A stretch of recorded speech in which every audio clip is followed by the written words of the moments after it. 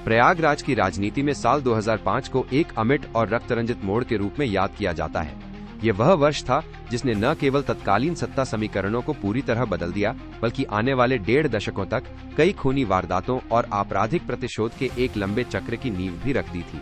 इसी साल बहुजन समाज पार्टी के एक उभरते हुए युवा नेता राजू पाल की दिन दहाड़े निर्मम हत्या कर दी गई थी और इस सनसनीखेज वारदात के तार सीधे प्रयागराज के बाहुबली नेता अतीक अहमद और उसके परिवार से जुड़े थे। उल्लेखनीय है कि अप्रैल 2023 में अतीक अहमद की भी उस समय गोली मारकर हत्या कर दी गई, जब अतीक को मेडिकल चेकअप के लिए ले जाया जा रहा था। एक घटना जिसने प्रयागराज के इस खूनी इतिहास के एक और अध्याय का अंत किया। राजू पाल की पत्नी और समाजवादी पार्टी की विधायक पूजा पाल ने अतीक की मौत पर योगी आदित्यनाथ सरकार की त्वरित कार्रवाई और न्याय दिलाने के प्रयासों की सराहना करते हुए उन्हें सार्वजनिक रूप से धन्यवाद कहा है। राजू पाल का राजनीतिक करियर अपेक्षाकृत छोटा लेकिन प्रभावशाली रहा।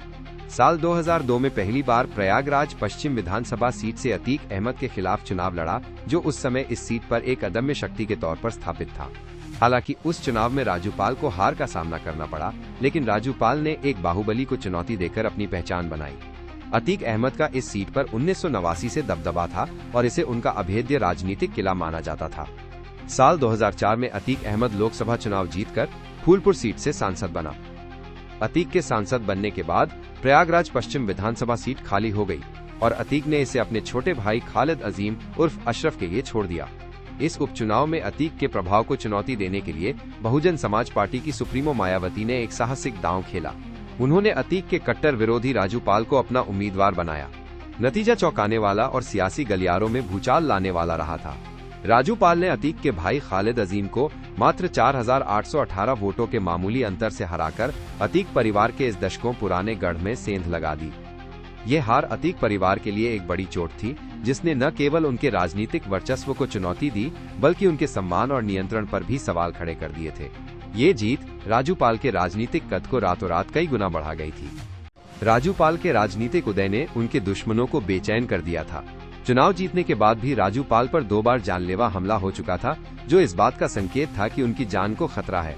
25 जनवरी 2005 को राजू पाल स्वरूप रानी नेहरू अस्पताल से अपनी पत्नी के इलाज के बाद लौट रहे थे। अस्पताल से निकलते ही 2 कारें जिनमें हमलावर सवार थे उनका पीछा करने लगी। राजू पाल अपनी टोयोटा क्वालिस स्वयं चला रहे थे, जबकि उनके पीछे उनकी स्कॉर्पियो गाड़ी में उनके कुछ साथी चल रहे थे।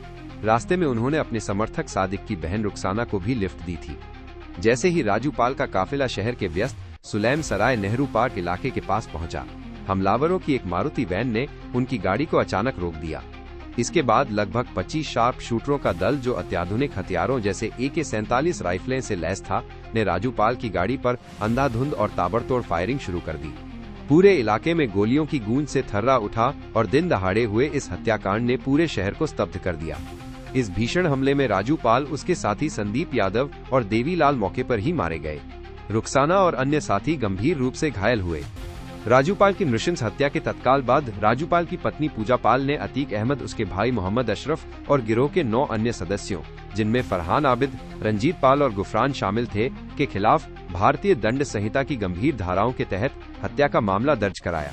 यह मामला प्रयागराज की राजनीति का सबसे चर्चित और हाई प्रोफाइल केस बन गया, जिसने पूरे उत्तर प्रदेश का ध्यान अपनी ओर खींचा। ये सिर्फ एक हत्या का मामला नहीं था, बल्कि बाहुबलियों के वर्चस्व और न्याय प्रणाली को चुनौती देने का प्रतीक बन गया था।